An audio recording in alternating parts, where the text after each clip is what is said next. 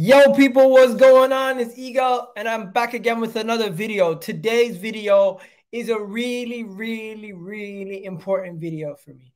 This is going to be me and Dabs starting a new show on the channel. It's called Extra Time. It's going to be just me and Dabs talking about everything Premier League, everything football, everything you need to go and talk about. And it is going to be special. But before we go any further, hit that like button, hit that subscribe button, and also just let me know what you think about the name. Should I keep it? Should I change it? Do you guys like the name Extra Time? Let me know what you guys think in the comment section right now. Before we go any further, today we're going to be discussing everything in regards to a bunch of the Premier League teams. We're going to go through the whole Premier League list and just look at all the teams and grade their performances so far, at least the top 6 minimum. We're going to look at some of the transfers like Danjuma to Tottenham. Came absolutely out of nowhere. Absolutely out of nowhere. I didn't expect that.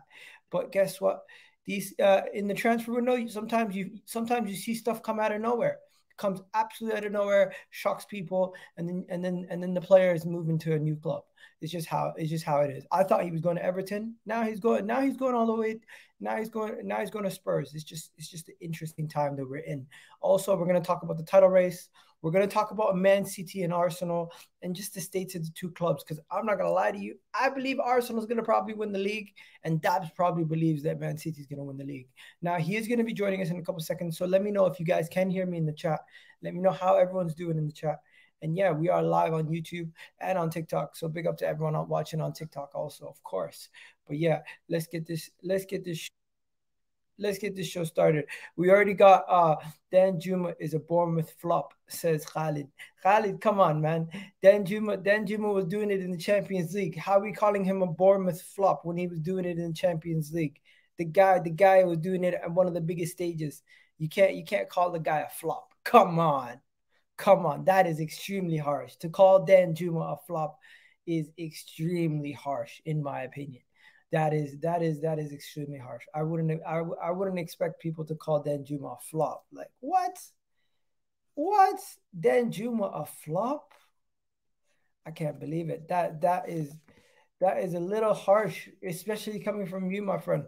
I would have thought you would have been a little bit kinder to Danjuma, especially with the fact that he did it on the big stage last season in the Champions League, scoring goals against Bayern Munich to knock them out in the Champions League.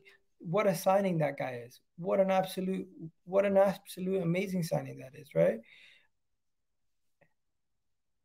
And you know what? Sorry, guys. I'm just literally in the middle of something right now. Someone just messaged me out of nowhere. Why are you messaging me? I'm live right now.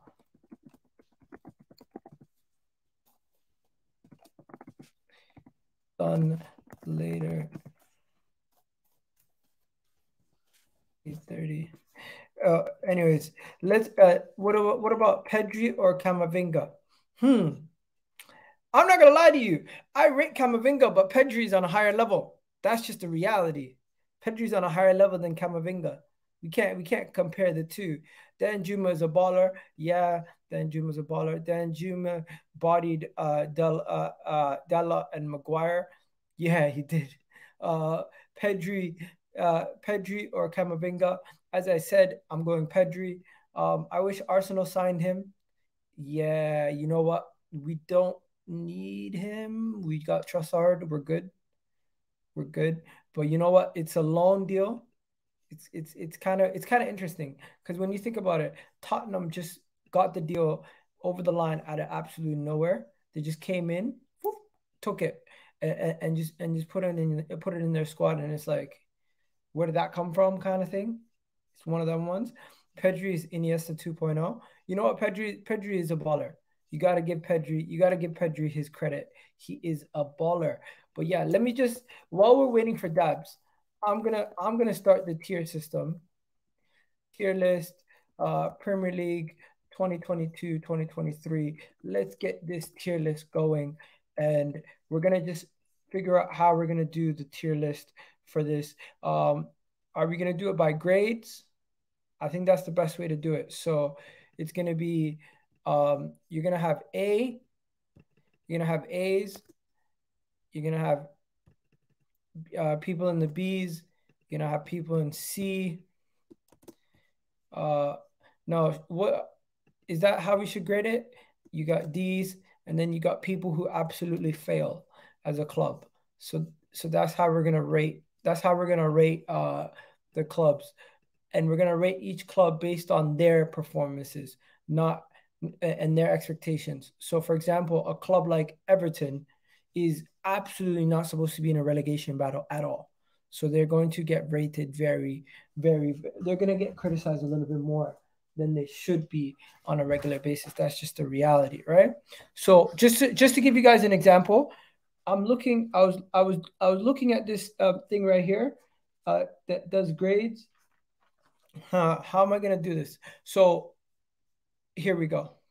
Let's get this going. So this is the tier list that we're going to be doing, and the way we're gonna do the tier list,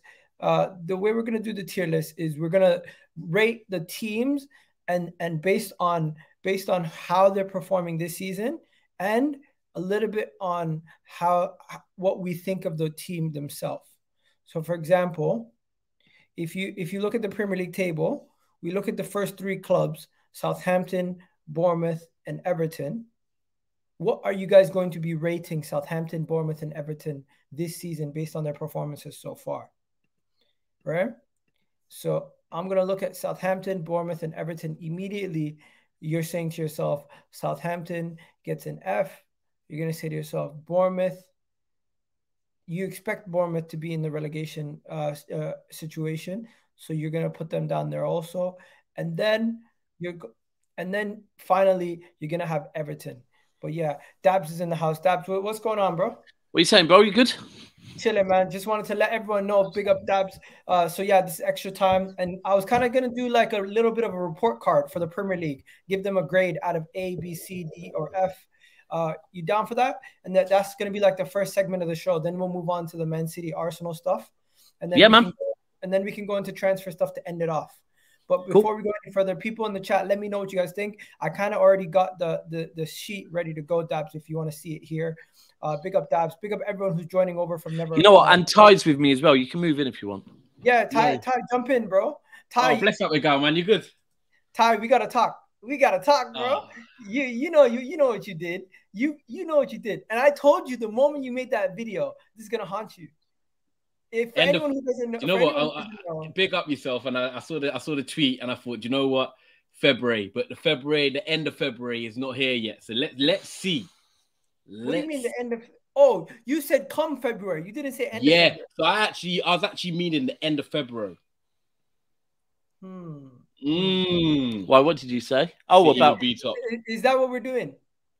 It is what we're doing. I'm with Daps right now. He hasn't got a gun to my head. I promise you. For anyone who doesn't know what we're talking about, I'm gonna show you guys what we're talking about in a second. Wow. Oh, he's got that. Oh my. Yeah, you come prepared. I'm not gonna play the video because I don't know what kind of music you guys used, but based on the image right here, anyone who doesn't know what we're talking about, he made a TikTok on the 21st of December saying Man City will be top of the league come February. And I did a stitch replying to this saying that we don't need to, Jesus by himself, we're not a one-man team. Number two, I clearly stated that Arsenal have a backup in Eddie Nketiah who's serviceable. And your specific words were, he's a fox in the box and he can't do it. You have a mistake. I agree with you. Right? I'm gonna hold it. I said, and he did it against your club. And can I say, Egal, what I said, you said, yeah? He's all round. So you said to me on a stream that if City don't catch Arsenal by the end of January, Arsenal win the league. Oh, I still believe that. Right? And I said, and my response was, I don't believe City will catch Arsenal by the end of January.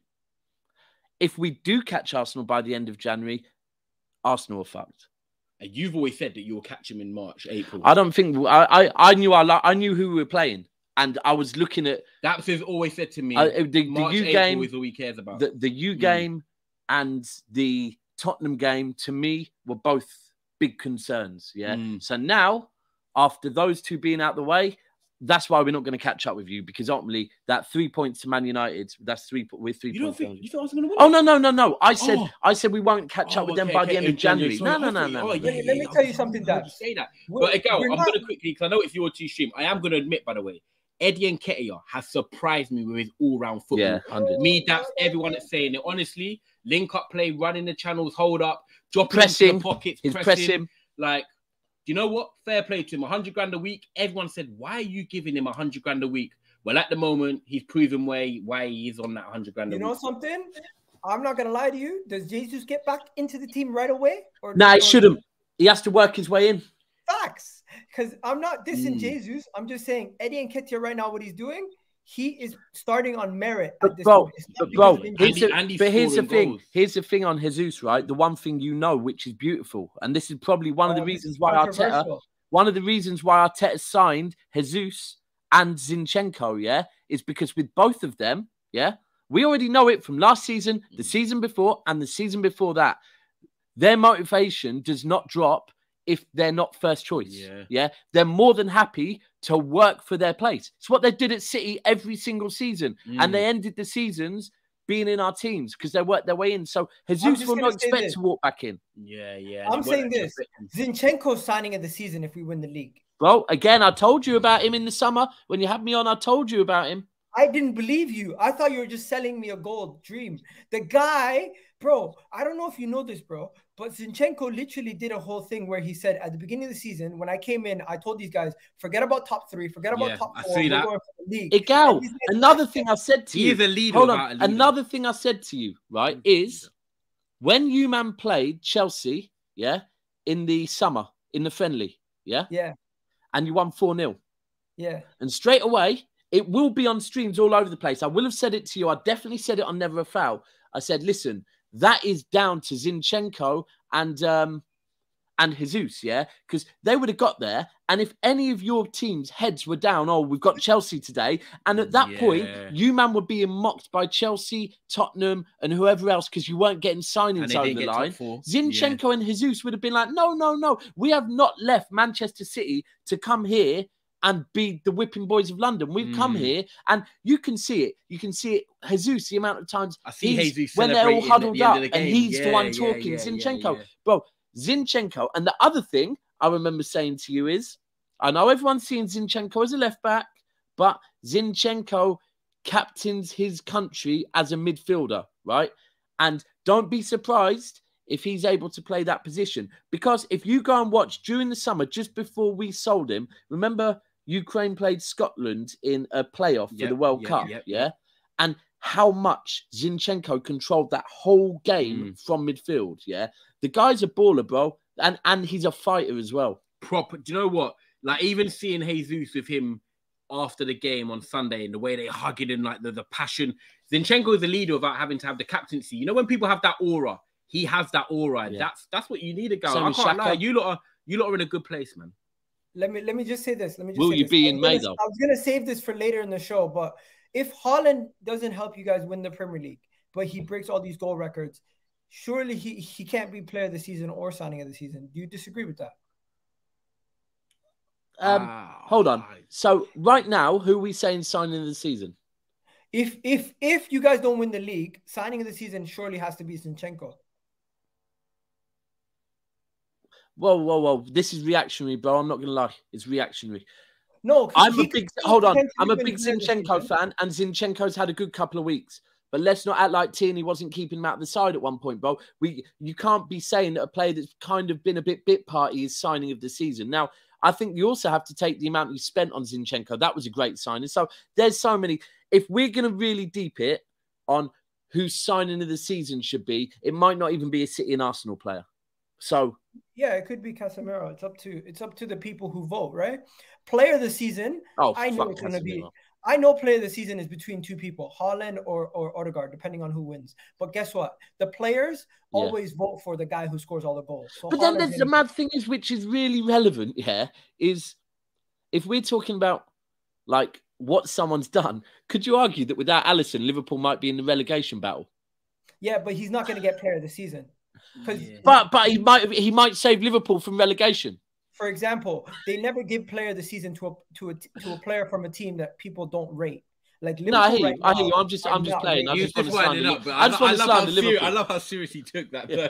Bro, I just want to say the fact that, let's be real, yeah. Do you know what? I think if I had to chip in with a neutral perspective, I think Odegaard, if you win the league, it has to be him. Just because as well, it's the pressure he came with. Do you remember he was at Madrid from 16 and he never lived up to his expectation at Real Madrid? People kind of forget that he was around Mesut Ozil. He was around, you know, when they won the 3-peat. He was like there in and around the squads and stuff. Like he's been in that Real Madrid leadership room, and he's taken that now to Arsenal, and he's now coming into his show. He's been at Arsenal. What is this? His third season, I think it is. Yeah, third season. But now you're seeing the Odegaard. Guys, I got a lot planned, so let's get straight. Sorry, can I just say one last thing on Odegaard, bro? Yeah. Everyone was slandering him.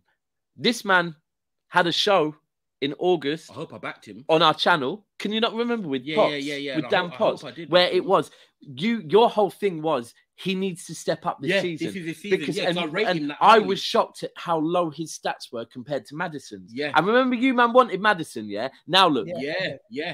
You know what, Angel? Quickly. If Odegaard did not have a good season this year, would you start to question whether he's got a long-term future at Arsenal? Because he has turned it around completely. No. The only way I would have questioned Odegaard this season is if we found a situation where the whole club fell off and we didn't get top 4. Then everyone's getting questioned. Okay. But at this moment in time, in the situation we're in, there's only I only know one person who's still Arteta out, and that person's sick. It's not Lee Gunner's not even Arteta out anymore. But no, he's not. He's not. No, he's after the Manchester United game, he's saying shush to Man United fans. He's saying we're winning the league. He's guaranteeing the league. That's how much Arteta's. Wow, you lot are really, yeah. I'll let you crack on. I'll let you carry on. Let's get on to Gary Neville. Honestly, at this point, I don't know if you guys know, Jamie Carragher is a friend of the show, but Gary Neville, he's an arch nemesis. Like the guy, every time I see him just hating on Arsenal, he can't stop himself from hating on Arsenal. So Jamie Carragher picked Arsenal to win the league, Man City come second, Manchester United come third, Newcastle come fourth, Wolves to get relegated, Arteta Manager of the Year, and Player of the Year Haaland. But Gary Neville has to be different. He picks Man City to win the league. Manchester when United was this done? Last night. Manchester United come second, Arsenal to come third, Tottenham to come fourth. Wait, that's in order. And Everton to get sacked. He has Arsenal finishing third. And please tell me you watched it. And if he did, what did he say and why? His specific words were, I still think City are going to win the league, and Arsenal fans might not like this, but I think Manchester United are going to come second. So hold on. There's a simple way to break this down, yeah? Very simple way. Now, shove that back up there so I can see it quickly. Right. So he's saying, Jamie's saying Arsenal to win the league, City to come second, United third, Newcastle fourth, and he's saying manager of the season, Arteta, yeah? Yeah. All right, cool. So, what Gary is saying, Man City to win the league, Man United to come second, but Arteta to get manager of the season. But finish third. Bro, I'm sorry, but if we're doing the simple maths, yeah, and this is not my opinion. My opinion is, yeah, I totally get Man City to come. If Man City come first and Arsenal come second, Arteta should get manager of the season. I get that, right? Unless, by the way, unless you completely nose. But if Arsenal come third, why the fuck would Arteta get manager of the season over Ten Hag? Yeah, exactly what I was thinking, but I didn't want to say Ten Hag's first season and gets him second. Arteta's and potentially could win a Carabao Cup. You know why? And again, let me be clear. This isn't my opinion, but it doesn't make sense. No, it doesn't. He doesn't want to put pressure on Man United. He knows this whole thing is banter for him. At this moment in time, Neville might be it. Yeah. Gary Neville is doing the clickbait thing, trying to get reaction out of Arsenal 100%. Fans. Because he's living rent-free in Arsenal fans' heads. I'm not going to lie to you. He's living rent-free in a lot of our heads. But some of the stuff he's not saying, it doesn't make sense. Like, do you know, somebody went on BBC 5 Live and said something dodgy is happening at Arsenal. They're not this good. Something dodgy is happening. The Premier League is benefiting Arsenal. That Zinchenko was offside. Man United got cheated. People are going. They're conspiracy theorists at this point. It's ridiculous. But can I be 100 with you? Yeah, I hear it. I hear what you're saying, and that's ridiculous. But let's be 100. For the last like 8-9 seasons, bro, you man have been screaming everyone hates you and that literally every decision goes against you. So you can't now say that other teams can't say that. I don't believe it. I think Arsenal are top because they're the best team in the league at the moment. No, bro, I get it. But the conspiracy theories, when it's coming from pundits, like it's clickbait, isn't it? It's clickbait. Like Richard Keys. Okay, maybe it is. But yeah, let's do our you know what? Let's leave that for another show. For now, you sure? Let's actually do the report card because we came here for the report card. So the report card is going to be we're going to give A, B, C's or D's and F's to teams. I like this idea, guys. Good. Right? So the way it's going to go is we're going to rate their season and not only just their Premier League season. So if they're doing well in the cup, maybe they get a little bit higher. Okay. So what I've done is I've given Southampton an F because they're in the relegation. But since they beat Man City, don't they get a little bit higher in the thing, or because they're? Well, it's like Wigan when Wigan got relegated and beat us in the FA Cup final. Yeah. So do we give Southampton a higher rating? Oh, right. If you deep it, yeah. Obviously, the fans aren't going to be happy with being in a relegation battle, but they're having a little cup run. They're in a semi-final of a cup, so. I think I probably wouldn't say C, but I definitely wouldn't say E. I'd maybe say D. Okay. I was gonna say C because they could have a potential of winning a cup this season, but obviously if they lose in the next round, that goes back down to a D. So I get that. I think that's fair. Bournemouth automatically, Everton automatically F, no debate, right? Yeah, F for fair. Yeah. No debate there. Let's see who. So if people get the likes up, there's nearly 100 people in here. The likes are too low. It takes 2 seconds. Just tap the like button if it's not lit. Please, helps the channel massively. Big time. And also let us know what you guys would rate these teams. So next we're gonna do West Ham, Leeds, and Wolves because they're the next 3 teams. What do you guys give to West? Where do you guys put West Ham, Leeds, and Wolves? Just to put them on the board, I'm gonna put them here. West Ham, Leeds, and Wolves. West Ham, for me, you think they got to the Europa League semi-final last year, was it? Yeah. The Europa League semi-final. They've signed players like Lucas Paqueta. They've spent money on Skamaka. Yeah. I think it's a D because we're talking 2 games away. David Moyes is probably potentially sacked. They're only just above the relegation. Yeah, it's definitely not an average season. It's close to, do you know what? It's close to an F. But because they won on the weekend and they're potentially, you know, got something they could salvage the season. Hold on, where's he? Oh yeah, he's after D. There's no E. This F is fail. Oh right, okay. You just right, yeah. I'm doing this in the Canadian system. You got A, B, C, and then D, and then F is just fail. There's no E. Okay. Do you know what only gives them a saving grace? That I think because I agree. A lot of people saying F. Do you know what only gives them a saving grace for me, EGAL? Is that they had a very good start to the Conference League in Europe and they won nearly every game. So that's the only saving grace. To be fair, all of these teams, including Leicester, should be in the mix because they're only 1 point off relegation. All of these teams. So if we're giving West Ham a D, the only reason why I'll drop them down is because they're in Europe this season. And they should not be in this relegation battle. They should. I agree. I can agree. I hear you. I hear you. The drop off from last season's mad. It's bad. Yeah. And they spent money.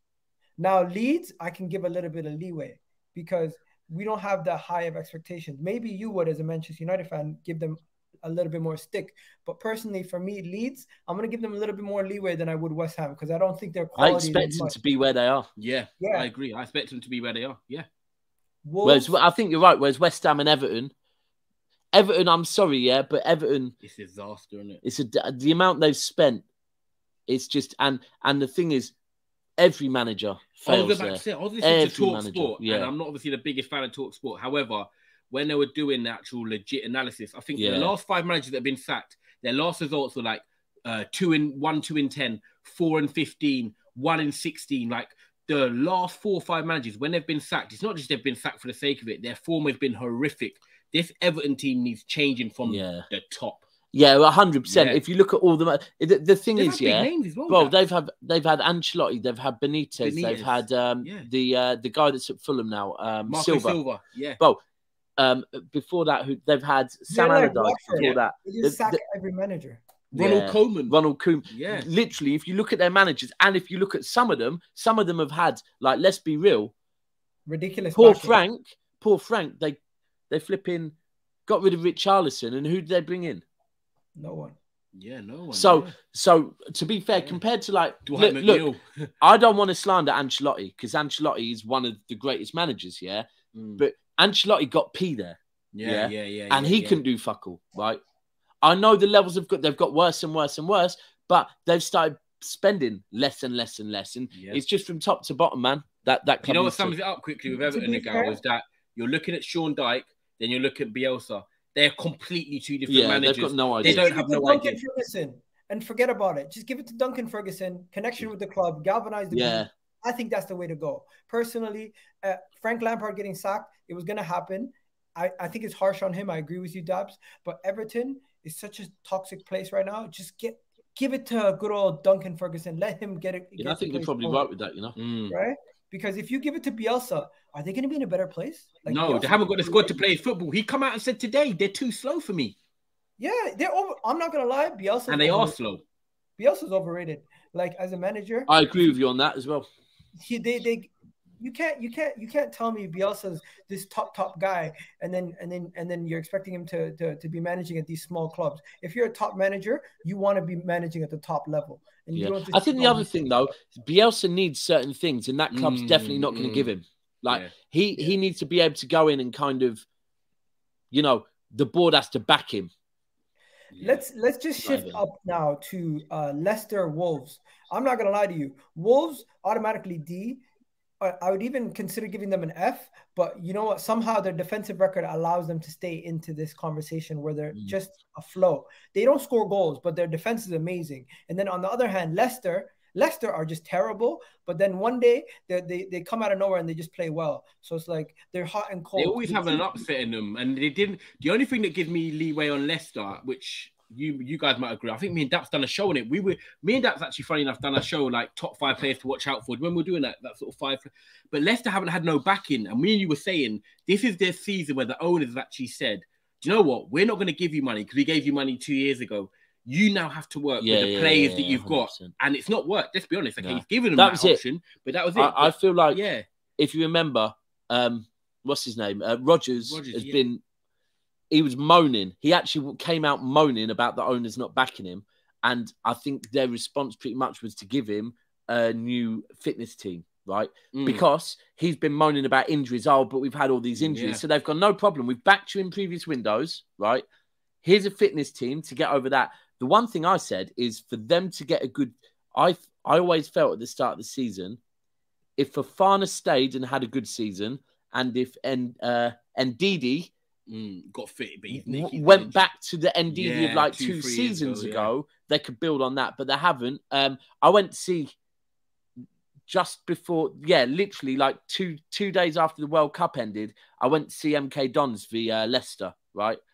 And honestly, Leicester looked really bad, man. Like, to the point where they're playing it. And that was MK Dons before they got a manager. No manager, MK Dons. And Leicester didn't look that great. Really didn't look that great. Let's try to move past these quicker because we gotta. I got some other stuff that we want to talk about. So probably leave them there.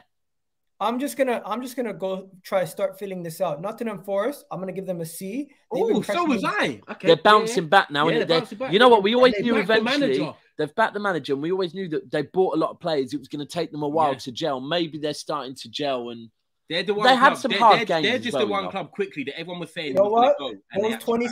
Those 27 players gelled. It took them a while to gel, but once they started gelling, you got Serge Aurier playing better than he ever did at Tottenham. So that's what you like to see. Unai Emery's back, and he's saying good evening. And Martinez is doing well. I would say C because they've had a hot and cold season. Give them a C. Yeah. But you can see the momentum building. Brentford, I'm going to go with a B, 100%, maybe even A. I'm trying to think. Where are they? Top 10? Brentford? No.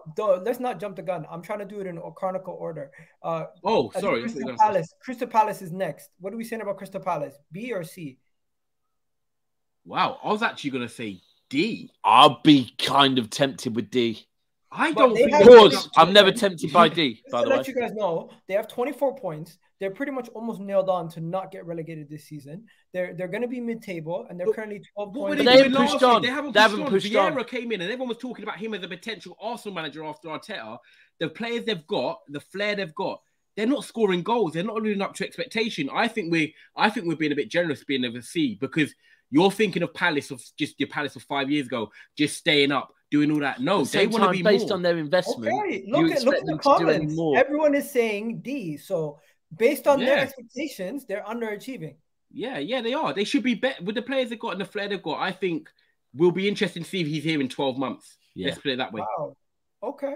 Yeah, Also good. I slightly fear for Yeah. Vieira. It might not work. I think Vieira. What you guys got to realize is he's overhauled the whole squad, and he's made Yeah, it very, I a agree lot with you. younger.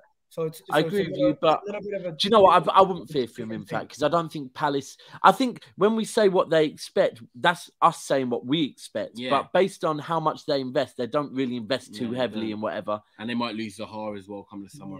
Yeah. You know what? The next club is Chelsea. We're just chucking them straight into F. Do you guys agree? Yeah, Yeah, apart from getting through in the Champions League, what have they? They're out the Carabao Cup, they're out the FA Cup.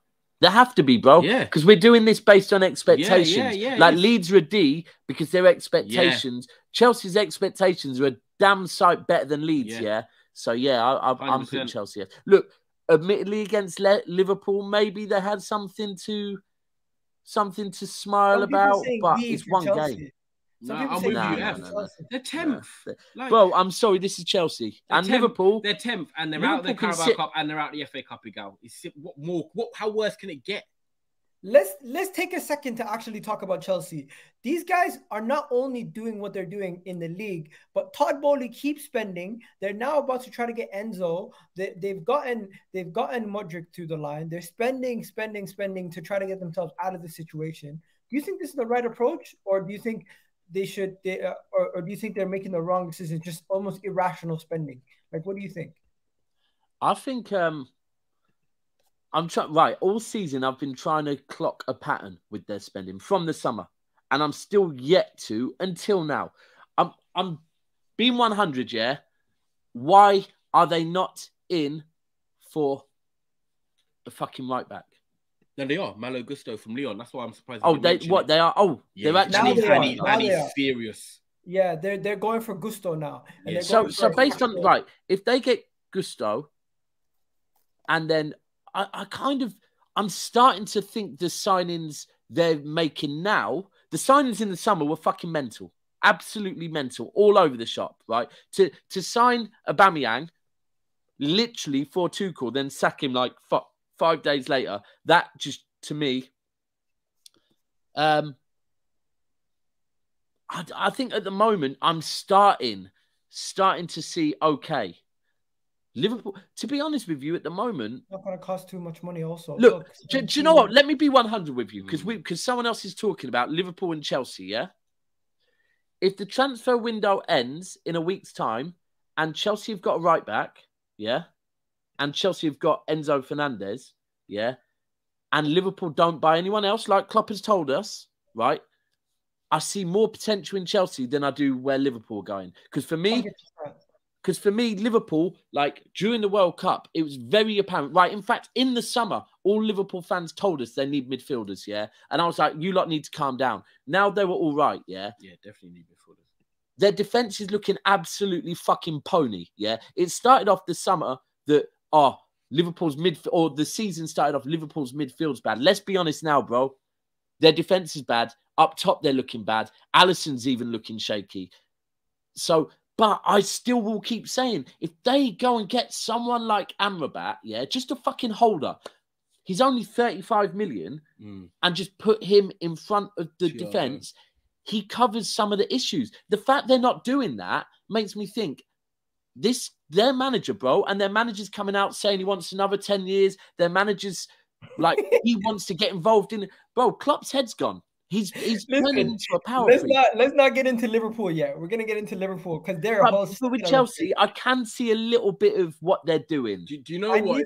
I need to shout out this comment quickly. Brand new owner, brand new manager. It's gonna take time at Chelsea. I fully agree. But at the same time, Dabs hit the nail on the head. Similar to Man City and Arsenal, when when Pep and Arteta or any manager has an idea of what they want, they say, get me this type of player, scouts, find this type of player for me, instead of going and recruiting. Because Chelsea, this is what they're doing. They're shopping at the high end for every single target. Instead of shopping at the high end for every single target, why don't you go and find yourself the 25 million, the 30 million pound player that can fit in and slot into your team right away and has that quality, instead of constantly going and spending with that person. 80 million on Koulibaly, spending 90 million on Fofana. Like, we spent how much money on Gabriel? But I'm just challenging. Gusto is that person. No, that is what they're doing now.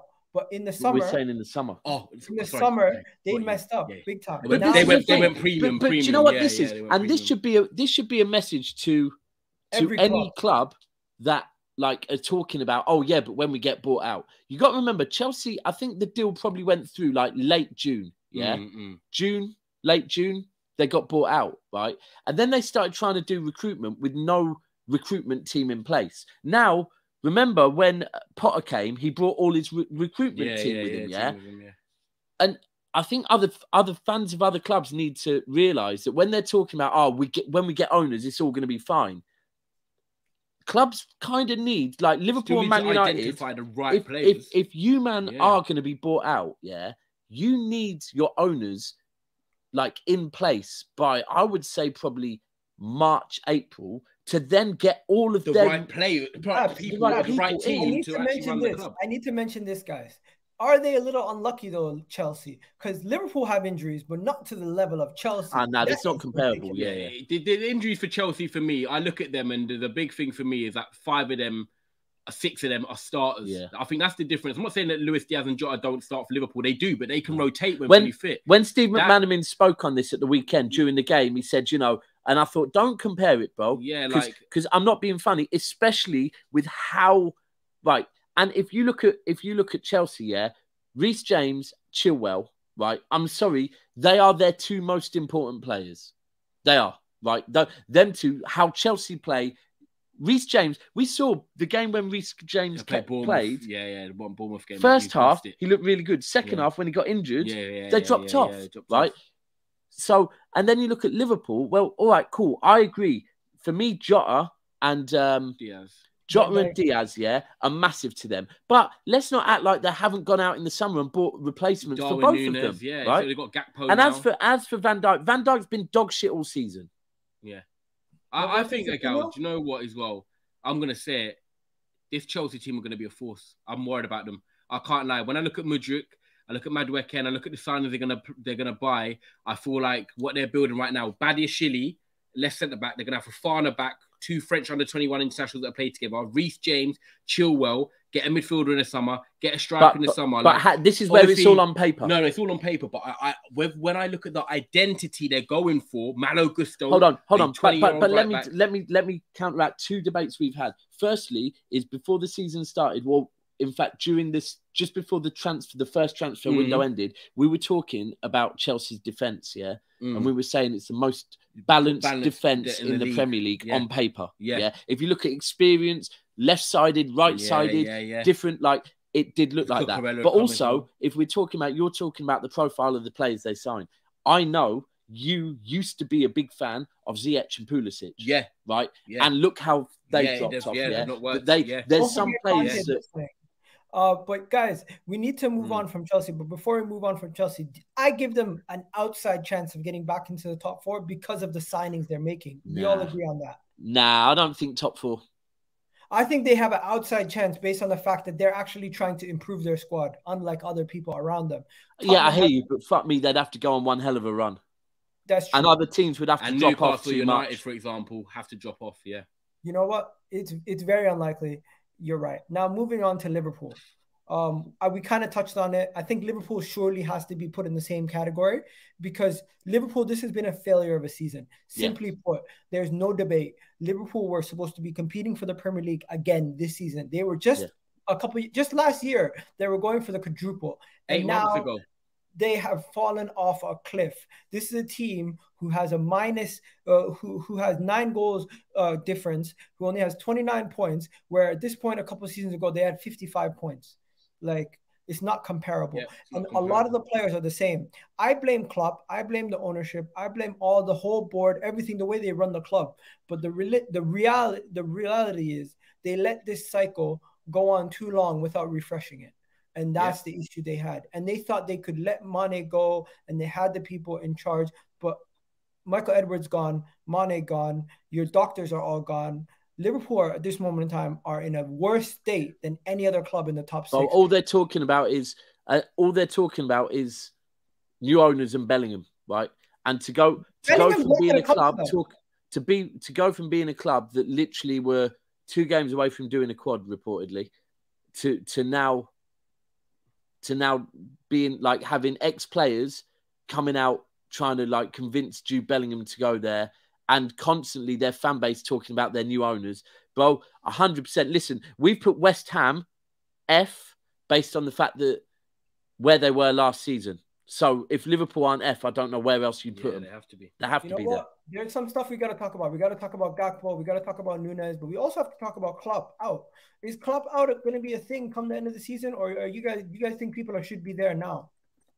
I think he still gets. I still think he gets time. For me, he's got credit in the bank. Yeah, but like who do they go out and get that? Right.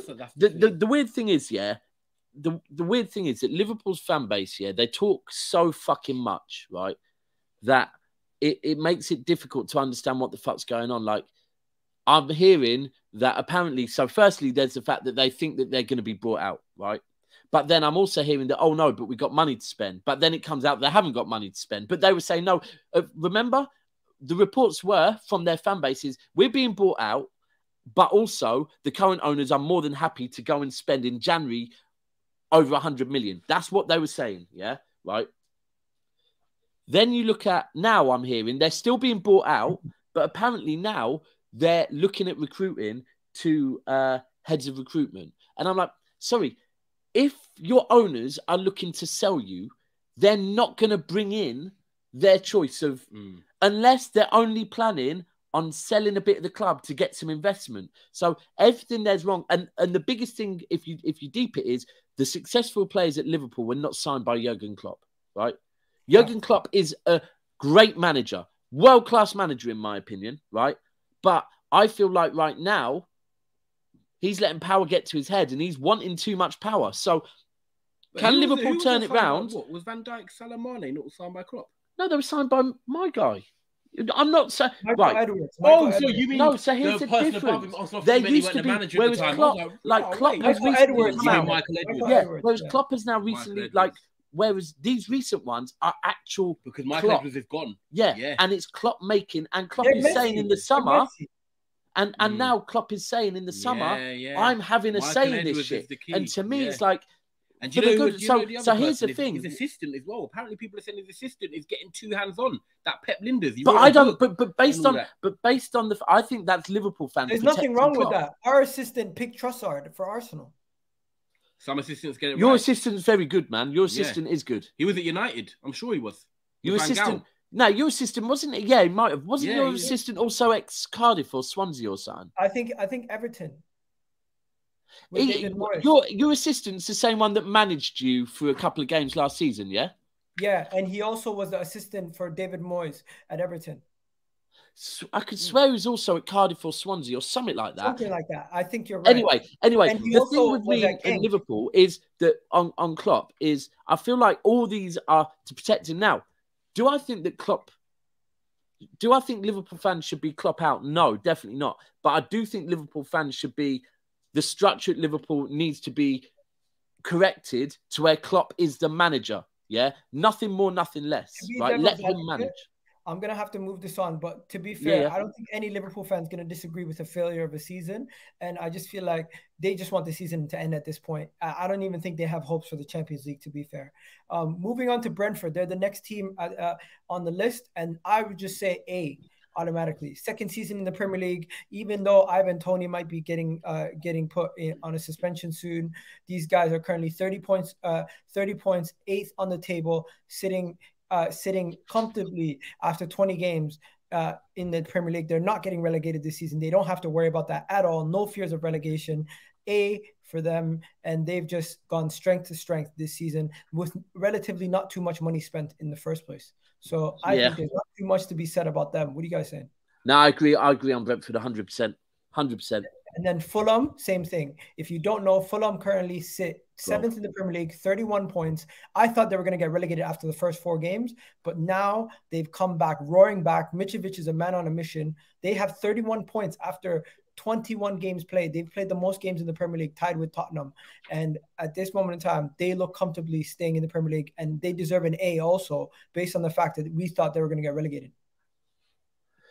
Yeah, I mean, Brentford...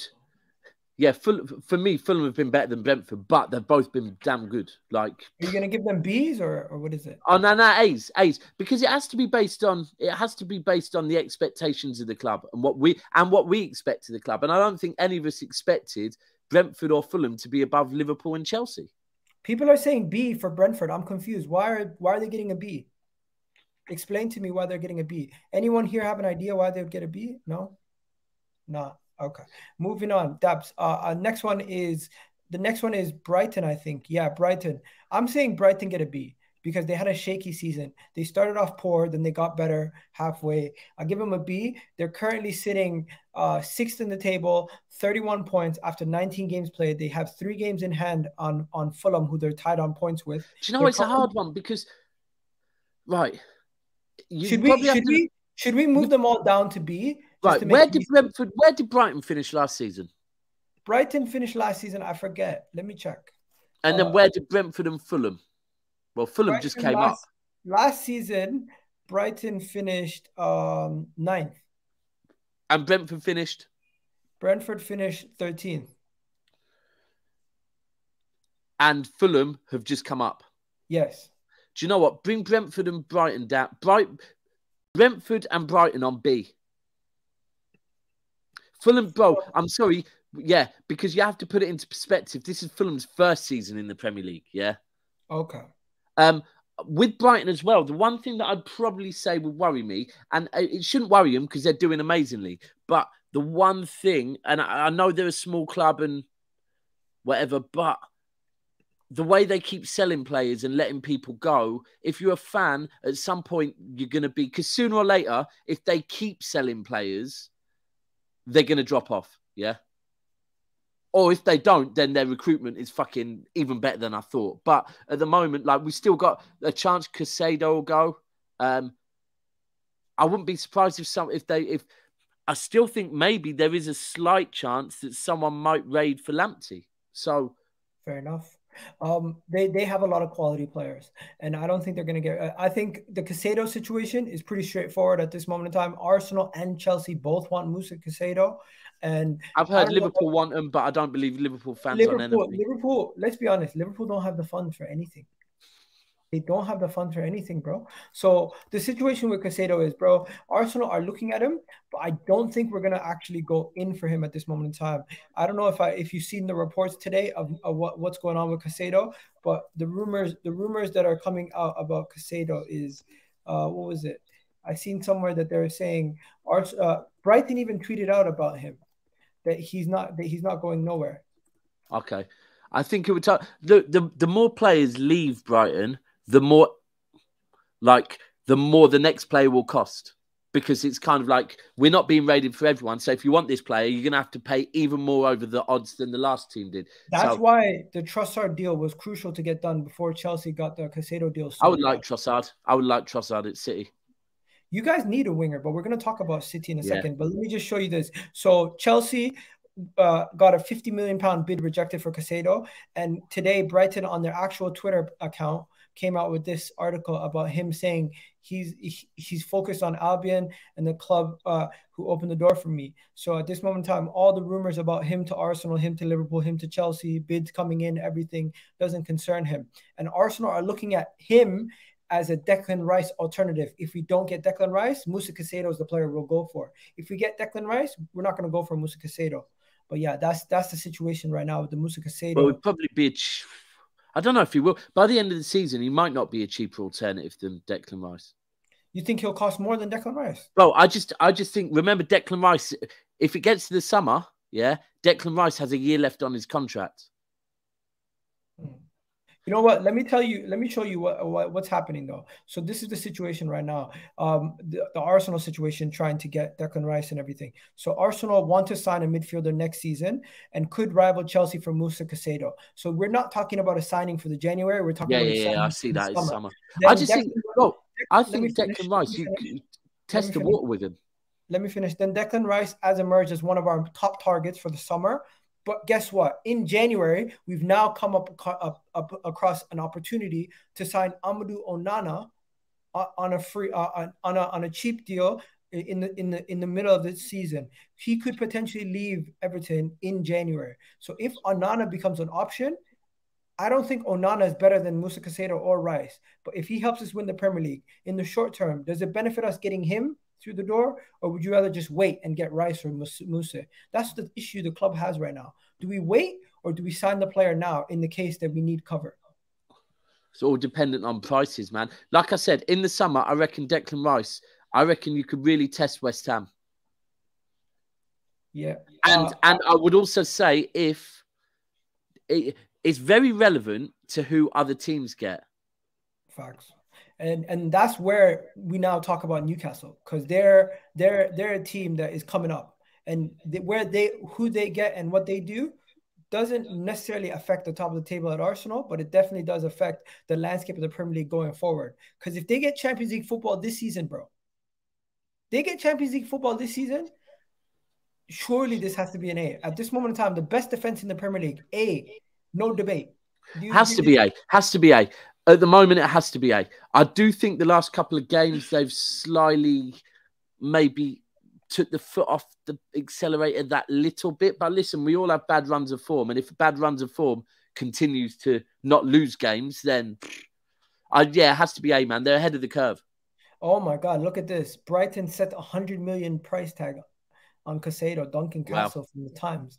This is what I'm saying. The more they get raided for players, it's going to get to a point where the fans and the manager are going to be saying, listen, come on, man. You can't be selling everyone and expecting me to achieve anything. So I kind of thought that would happen. And then all of a sudden, when you look at that, 100 million for him, Declan Rice, 1 year left on his contract.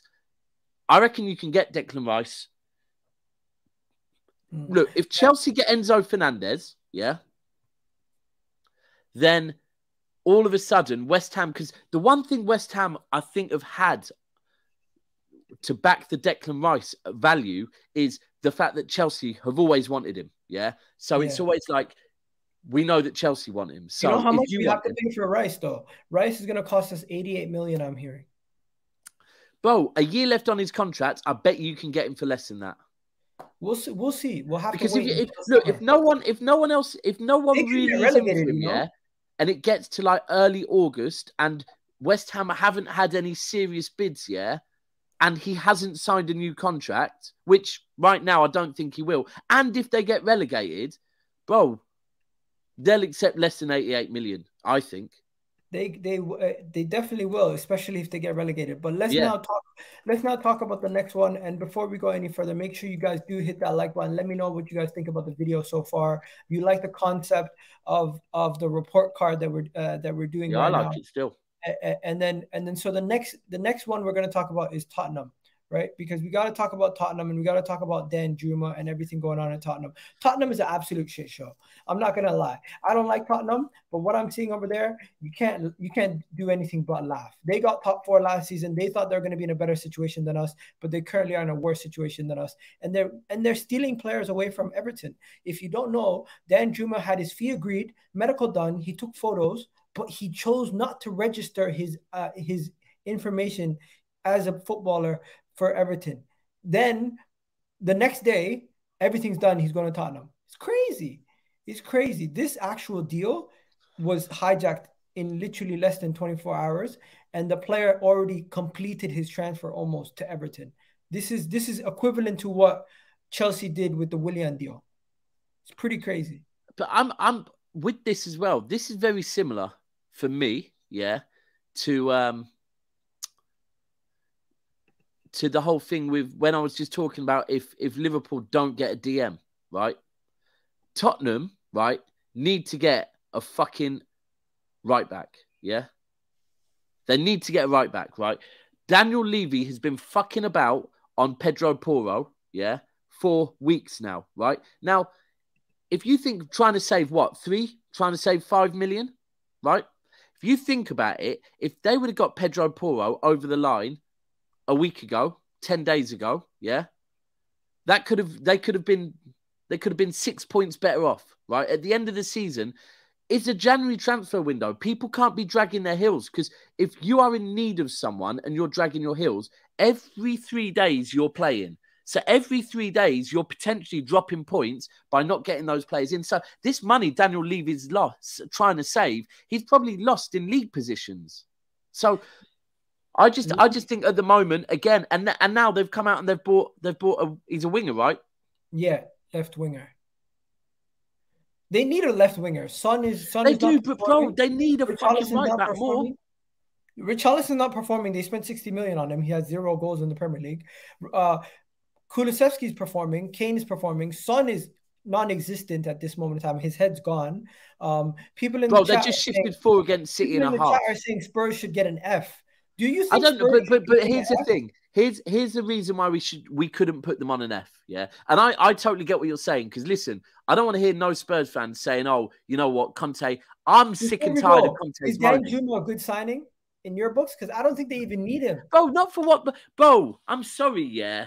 Tottenham want to be big Tottenham. They think they're big Tottenham, right? No, it's not a good signing for me. It's not. And they were talking about their window being good, but now I'm bored of Conte. How their fan base aren't bored of that man moaning all the fucking time, like constantly moaning, yeah? And I'm sorry, the same energy you man had for Jose. Jose did not get this fucking time.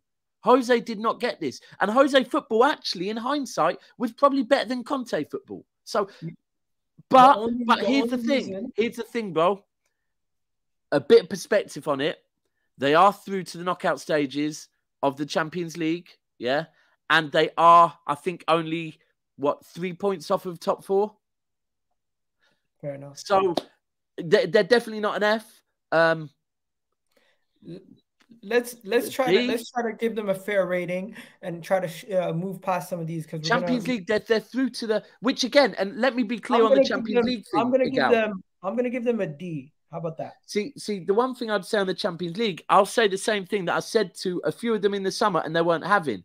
I was saying it's great that you lot got Champions League. You man are treating that as your bragging rights over Arsenal. Yeah, we've got Champions League, you haven't. I said, but if you deep it, yeah, and I'm not meaning this shady because I'll talk on my club quickly.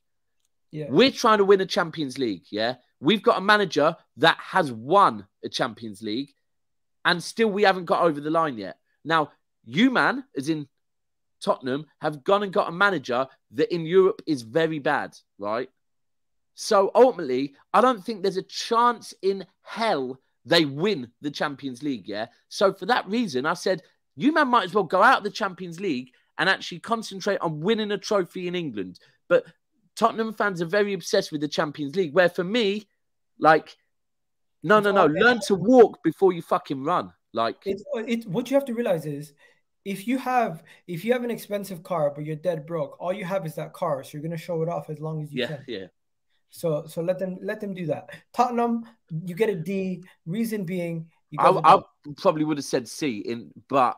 No, why do they get a C? Because they're still in the Champions League because they're only 3 points off the top 4.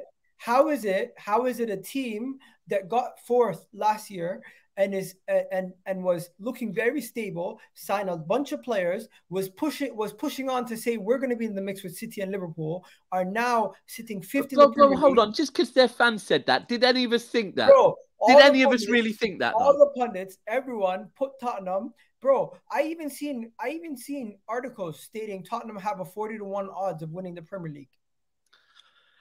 Look, it is what it is. We'll leave them there. But for me, when you're saying they finished 4th last season, bro, they're 3 points off 4th now and they're in the Champions League. Let me know, people in the chat. Do you think Tottenham deserve a C or a D? Let me know right now. I'm gonna the next 10 people are gonna decide it. All right, no, that's cool. That's cool. Let me know. C or D. Let me know right now, people in the chat. Start putting them in the chat. C or D. I want to see C's or D's. Personally, I think Tottenham deserve a D because of expectations coming into the season? You think they deserve a C because of the fact that they're just not too far away from what they expected? They're 3 points off top four, and they're still in the Champions League. I Okay. never expect them to do much more than that, bro. C, D, C, C, C. Okay, another D, a bunch of Fs. D, D, C. Wow, that's pretty much even, D. I think. No, it's all Ds now. Yeah, Oh, is it all Ds? Right, there we go then. Hold the D. Pause. Yeah. Oh no, but it's the same one guy putting a bunch of D's and F's. Anyways, it's an Arsenal channel. What do you expect? Let's go to Manchester United. I'm just gonna say this, bro. Manchester United haven't been impressive. They've done well. They're not gonna sign anybody else this window. Man United, that's somehow Man United have no money. That is a rarity. Crazy. I think it's because they want to sell the club. That's the reality. Yeah. But let's just be fair, and Ten Hag, everyone, give them their credit. But at the same time, their season is a B. It's not an A plus, because Newcastle and Fulham being where they are is shocking. Manchester United somehow finding themselves into the top four. Do they deserve an A or do they deserve a B? Because I can make a case that with the money that they've spent and the fact that the other clubs have also dropped off, you can say to yourself that Manchester United getting a B is fair or A. Either way, if I could give them a B plus or in the middle of A and B, that's what I would give them. But right now, just to make it a little more of an argument, I'm going to give them B. What do you say? Nah, I'd put them as a B as well. Look, yeah. I get the results. I definitely think Ten Hag's doing a good job there. But at the same time, if we're looking at form, I know the other week people were saying United are the informed. A. That's two. Yeah, bro. Everyone that you've put up is a Man United fan. Look at their avatars. Yeah, I know. That's what I'm saying. I'm hearing Man United fans telling me they're an A. I'm like, make your case. For me, the difference is like right now, yeah, Man United and Arsenal, I think, are seen as the two informed teams. The difference is, I can't really tell you the last time I saw Arsenal not looking very dominant. Yeah, like as in every game, I think, yeah, they're going to win this. Whereas like the Man United game, listen, I'm over the derby now. Yeah, Man United won the derby. They deserve to win the derby. But I'm still not hearing this, like Cam said, United were comfortable until the 78th minute.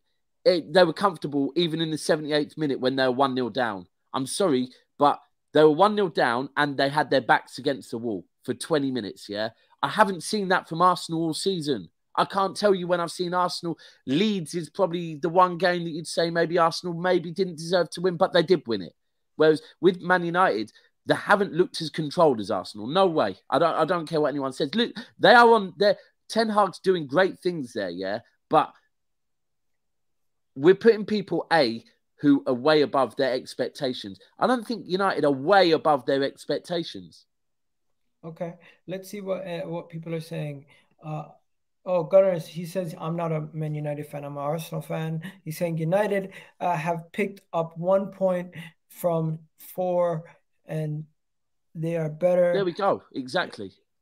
And that is relevant. When people say, and people will say last minute goals, but like the one thing I'll say about why Man United deserved to beat us in that second derby is because the first goal, yeah, cool. We all know that shouldn't have stood. But the way they reacted, the way they then pushed on to get the second, I salute that.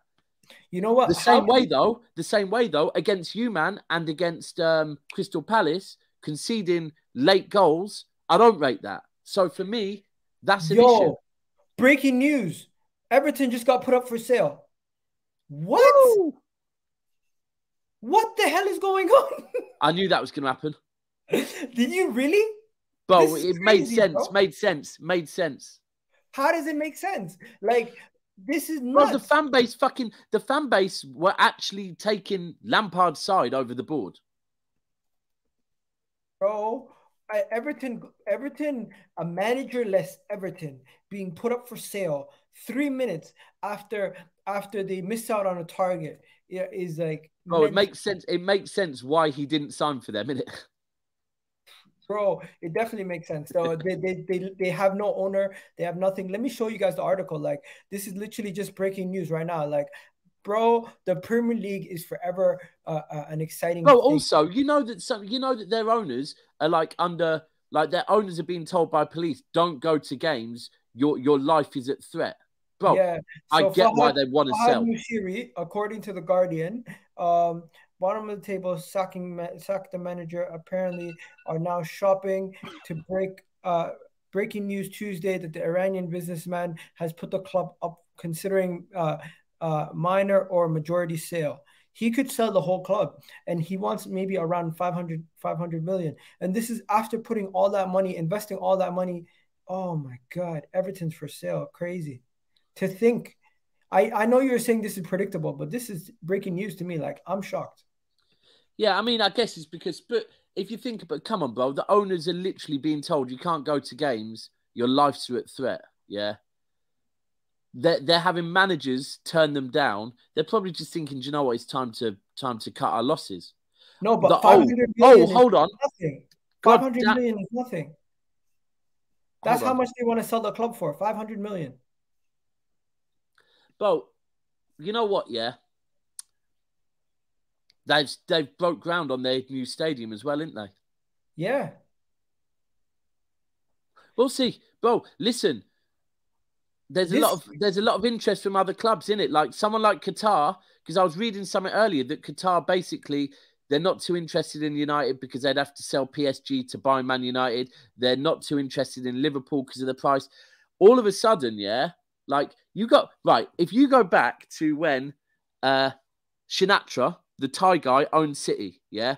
And his money didn't get released, so he had to sell us. And I don't know what the deal was. I personally think, deep down, he owed the Abu Dhabi lot money, and they just said, we're taking the club. We'll pay off all the debt. They took a risk on City, the smaller club in Manchester, and now look, right? And look at this. This is a very well. This is a kind of, some might call him a bit of a sleeping giant of Liverpool. Might be worth a punt. Look at this. The Qatar bid, as you just said, Manchester United, not because Manchester United, in order for them to buy Man United, they have to sell PSG. Liverpool is not on the table to be sold apparently now.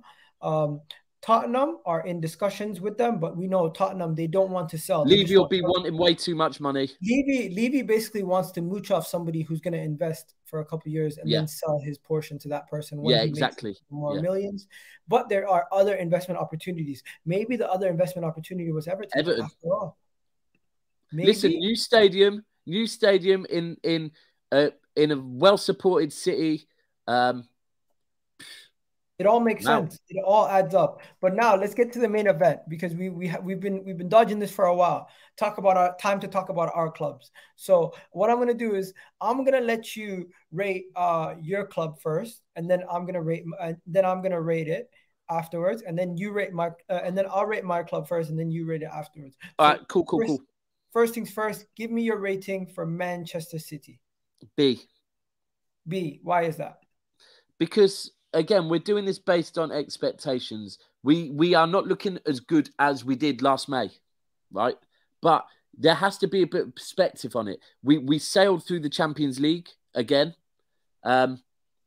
We're 5 points off of a team that I am going to give an A, right? We are 5 points off of a team that have achieved 50 points. Is it 50? Yeah, we have 50. 50 points in 19 games, yeah? Yes. So you do that second half, you equal our 100-point season. That's going to be almost impossible. Well, I hear you, but we're halfway, and at the moment you're on 50 points, yeah? So to say we're second, we're 5 points behind you, yeah? It's not that bad, right? Also, let's be clear, this is a City team that being second in January is not, this isn't, oh my God, we've never been second before. So, for me, it's a B. It's definitely not an A. We've got a lot to improve. The mentality worries me. But would I say, pull it up quick so I can see who's on C? Forest and Villa, really, bro, come on. It's not an A. No, it's B not is an A fair. because an A to Manchester City would be we're the ones on 50 points. You hit the nail on the head right there, bro. Not even a question about it. But for me, let me just do Arsenal now. Just to let you know, after the first couple games, they said you didn't play anybody. We continue to pass that test. They said you guys signed a bunch of Man City rejects. That's what people said to us, bro. And then it proved them wrong once again. We continue to prove people wrong week in, week out, winning against Liverpool, Chelsea, Manchester United, and Tottenham this season. Away. This Bro, season so far. Yeah, home and away versus Tottenham. We have more points this season against the top 6 than we've had since, like, I don't even know when. And overall, we just performed dominant throughout 90 minutes. We even with adversity, we still weather the storm. We're currently top of the table by, what is it, 5 points still? Is it 5 points? Yeah, 5 points with the game in hand. 5 points with the game in hand, and I'm not gonna lie to you, we are playing the best football in the Premier League at this moment in time. You can no longer say it's only halfway through the season. What you're seeing is the eye test is telling you what you're seeing is the reality, and the stats and the numbers back it up. We have the second most goals in the league. We have the second best defense in the league. We currently are the best team in the Premier League, and I think is well deserved, and I think anyone who says anything less than that is ridiculous. No one's going to say anything. Do you know what? The one thing that I think people need to stop saying now is this: we are the best team in the, like, we are playing the best football in the team. And anyone that's saying that, I don't value their opinion. Anyone that's saying that Arsenal aren't playing the best football in the league, I don't value their opinion one little bit, bro. Like, this is not like, right, a conversation is Jack Grealish. Yeah, that's a conversation, right? Because Jack Grealish, people will come out with the numbers and say, but his numbers aren't all that. But then people will come out, and I'm not just meaning City fans, will come out and say, but if you watch him, he is doing what Pep's asking him to. He is impacting some games, right? That's a conversation, right? The Arsenal are passing the eye test and they're passing the stats, right? There's nothing that can be, and the hurdles, bro, like, there's so many hurdles. You forgot to mention Palace away, first game of the season. You forgot to mention bouncing back after taking an L against Man United and beating Brentford convincingly away. You're forgetting the 3 points at Ellen Road when you probably didn't deserve it, but you still went and did it. And the other thing is, it's like I think it was a Brighton game where Saka scored in 5 minutes, right? When City had dropped points. They're little things, like the fact... The signings, people need to... I'm sorry, yeah. I'm going to keep screaming it because you know it. The disrespect on Arteta, right? How people didn't see what this man was doing, yeah? And you look at the players he's signed. I've said it to you before, Gal. He's like...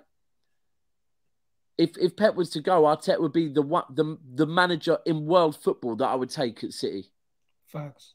You know what? I fully agree with you. Do you like the list so we can move on from here? Yeah, I think that's pretty spot on. Everyone, let me know what you guys think. Some people saying, yeah, get the FTV. What? About what? I don't know what that means. Anyways, let's move on to the Man City Arsenal FA Cup tie now. We got ourselves a good tie. Friday, 8 o'clock. It's going to be an interesting one. What are we saying, bro? Rotation, you know what? So heavy rotation? We never heavily rotate. We don't heavily rotate, so it won't be heavy rotation for us. If I would say to you, what's heavy rotation, City, you wouldn't even know anymore. Really? Who's our right back? Rico. What? So is Kyle Walker heavy rotation now? No. And then centre backs, we don't know because Ruben Diaz's Stones are just coming back from injuries. Laporte Who played against Southampton? Look at that team versus Southampton. Oh yeah, that team was. But Ake, for me, been our best centre-back this season overall. Let's look at that team versus Southampton. Is this team heavy rotation? You have backup goalkeeper, Gomez, Laporte, Walker as centre-back, Cancelo, Palmer, Phillips, Gundogan, Grealish, Alvarez, Foden. So that was big rotation because firstly, Cancelo at right-back. That's not his position, right? And people say, oh, no, naturally, no. He's not. For Manchester City, I've been saying it, Cancelo stinks at right back. I'm sorry, he does, yeah. Walker centre-back, no. We play with Walker at centre-back, no. Palmer is rotation. Phillips, definitely rotation. Gundogan, no. He's our club captain. Grealish rotation, no. Alvarez, I mean, Alvarez, do you know Alvarez has actually played in 16 league games this season? So when people say, oh, he needs to start more, I know he is coming on and he's starting games. Do you know what? The thing is with this game, with this game, Miguel, sorry. Yeah, I've been saying that this game didn't mean much to you or us, yeah? But now I don't care about the FA Cup at the moment, yeah? The league is far more important than the Champions League. But do you know what is important? Do you know what is important in this, yeah? It's got to a point now, yeah, where this is about, firstly, it's about us and our mentality, but also it is about, Pep has to start putting that pressure on Arteta, right? Now, us coming from 2 goals down against Tottenham, yeah, you'd be lying if you didn't say that wasn't a little reminder that you can't count City out. Until mathematically it is not possible, you can't count City out. Now, I'm not saying Arsenal fans are fearing City. Let me be clear, I'm not, right? But it is that little reminder based on our recent run of form that, oh shit, City can bounce back, right?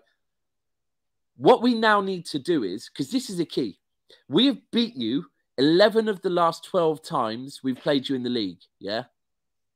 But this is a different Arsenal. So us coming to the Emirates this season is very different to us coming to the Emirates any other season, right?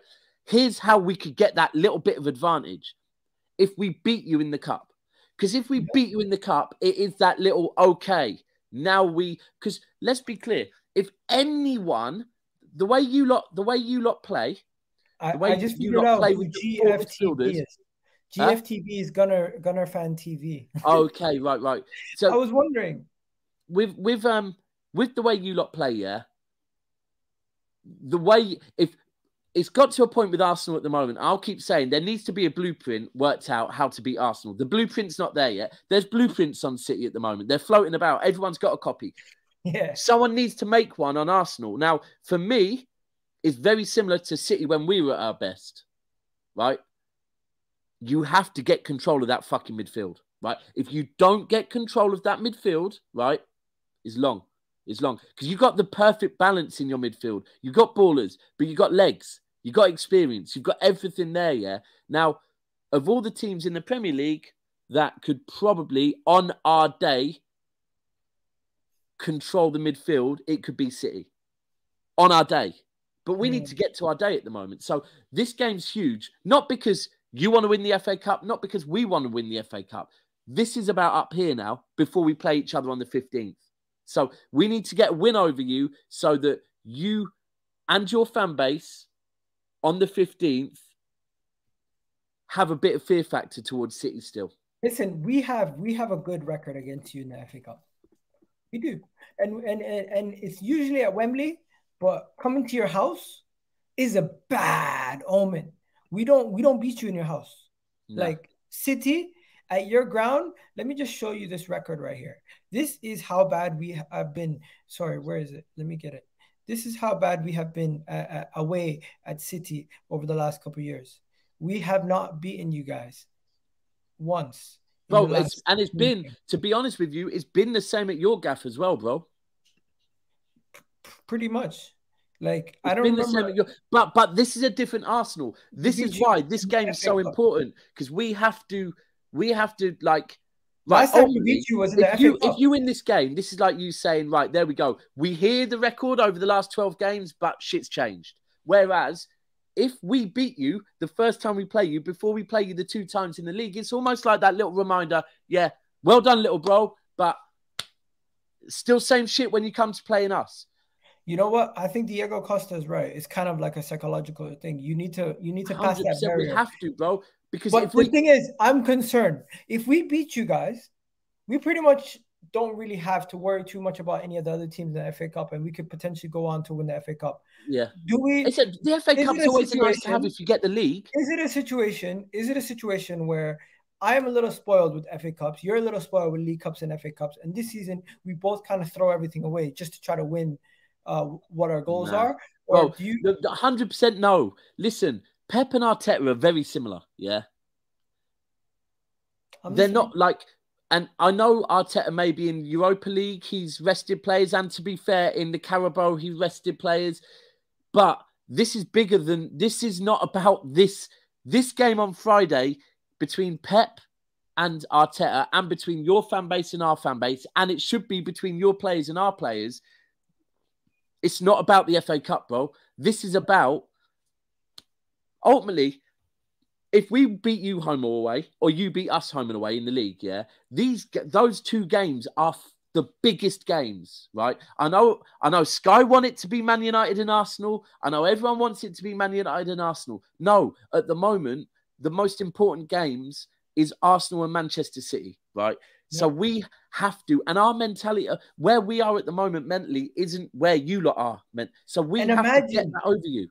Imagine you let us postpone the home game. Don't you regret that, looking back at it now? I didn't get a choice, bro. At the time, I remember saying it's bad for Arsenal because it means you're going to have to play us in the business end of the season. In hindsight, we were doing quite well at that point. So, but look, the thing is, it's easy for me to say at that point we were doing well, and maybe now we're not so. But we've just won our last two games, right? And this is the time of the season that City come back. This is the time of season you do have to fear Man City. So we just have to. I can't see either of us. I think Arteta will want to win this. You got to remember, bro. Remember when Chelsea won the Champions League? Oh yeah. Remember they beat us in the league and the FA Cup before they beat us in the Champions League. They beat us 3 times in the space of a month. That's true. Bro, this is all, and then after that, we've beat them ever since, yeah. But that little run, like momentum. So I think this game on Friday is huge psychologically. Interesting. I never thought about that. You win this. Honestly, I think, and I've been saying, win this game. You're saying we can have the psychological edge when it comes to the league games too. Interesting. If you win this game. Oh, if you win the FA Cup at the Etihad, you've got the advantage in the league games. Wow. You know what? I never thought about that. But that's the thing. If you lose at the Etihad, it is a reminder that the team that you always lose against, even though you're in your best season for however long, when you've actually come up against us, if you lose, psychologically, it's going to be like, fucking hell, yeah, shit. Everyone's been saying, wait till we play. I'll tell you this right now. The second goalkeeper is going to play in this game. For fact. Ramsey's not starting. So Matt Turner's not a slouch. Don't think he's a joke. He's going to get into this game. Eddie Nketiah starting. Saka's going to start. Probably Trossard starts. And that's probably a bad thing for you. Trossard was good against us. I went to that game. Trossard was very good. So Trossard's going to start. Midfield is probably going to be, if we do rotate the midfield, I don't see us rotating the midfield because we have enough time. You think Ramsdale will start? I think there's going to be. I think Ramsdale's not going to start this game. I think he's going to. When's your next game after this? The next game after this is what we have a long time. Same. So, bro, I'll be honest with you. I don't believe you'll rotate. Oh, no. I don't believe you'll rotate. You're presuming because it's the FA Cup, bro. This is all about psychologically. Arteta does not want Pep to get one over him, bro. He doesn't want to do that. Do you think both teams play their best 11? Yeah. Bro, we don't play afterwards. I believe we don't play afterwards till Tottenham, which is 9 days later. Yeah, we don't play until the 4th of February. Yeah, which is the Saturday, right? Yeah. And we play on the Sunday. So I think both of us go all at it because, like I keep saying, bro, this isn't about the FA Cup. This is about the momentum and what it does for the mind games in the league. I think, honestly, we can't let you win it. You can't let us win it. Are you concerned a little bit? This is such a childish question. Daps, are you scared of Arsenal? Not scared. Don't rephrase it. Are you a little concerned that Arsenal are going to pick up this league? Bro, I'm concerned that we don't hit form. Okay. That's now, not to discredit Arsenal. I think Arsenal have been sensational this season, yeah? But I have to. 4 out of 5 Premier Leagues we have won, and none of them have come easy. In fact, one of them came easy, to be fair, the 100-point season. That came easy. None of them have come easy. But I believe when Manchester City hit 5th gear, there's no team in the world that can stop us, yeah? And some will go, oh, Champions League. We weren't in 5th gear in the Champions League. When we hit 5th gear, we can roll over anyone. And even more so, in the Champions League, there's this little thing called heritage. In the league, we now have that. Like, we know how to win league trophies. So if we hit form, we can beat anyone, right? But do I respect Arsenal? Have Arsenal earned my respect this season? 100%. 100%. It kind of makes it a bit better because of the fact of Arteta, Zinchenko and Jesus, and the fact of how vocal I have been in backing them. That I can do the whole content creator, I told you so thing. Okay, you know what? From now, we're just gonna wrap it up here. I'm just gonna say, may the best man win. We're not gonna do score predictions. I'm gonna do another preview closer to the game. Dabs, you're gonna probably have another preview closer to the game. You've got one tomorrow on Never Fail with Turkish and Premzi. Big up. That's gonna be a big one. Make sure you guys do check out Never Foul. I'll get it out. I'll get you on for the league one. 100%. Yeah. And we need to do an actual, like, another show next week, leading up to the new afterwards. So like next Tuesday. Yeah, we'll do one next Tuesday. And then I think maybe for your channel, we could do before the league one, maybe we can meet up outside the Emirates and do something. That would be sick. That would be sick. Let me know. But yeah, people, have yourselves a wonderful day. I'm just going to let you guys know this is extra time with me and Dabs. Hopefully you guys enjoy the extra time. And it was kind of a little bit of a report card for half term. We'll do a report card for full term also, just to remind everybody of what we discussed today. We gave out a list of teams and we gave them their grades. Some people might find some of these controversial. Some people might say, you know what, it's spot on. It's up to you what you take away from this. And we spoke about some Premier League transfers like Danjuma and other stuff. And of course, we had to talk about the FA Cup tie. But yeah, for now, I bid you adieu. Dabs, you guys gonna sign anyone this January? We signed someone yesterday. Who is he? Maximo Peroni. He's a 20. I think he's 19 or 20. A Argentinian. He's currently playing for them at the moment in the American Cup. Then he's joining up with us. He's seen as, so he's going to be joining up with the main team, but he's not seen maybe as a starter this season. He's seen more of a player for the future. 8 million. Fair enough. Big up everyone. He's a DM as well, by the way. DM. Ooh, he's a DM. You guys need more defensive midfielders. Yeah, agreed. Look, I'm just going to wrap it up here. Before I go, I'm just going to say this. Big up, everyone. You guys have yourselves a wonderful day. Don't forget to check out Never Foul. Don't forget to hit the like button. And you guys have yourselves a great day. We'll catch you guys next Tuesday. See you next week. People. Peace.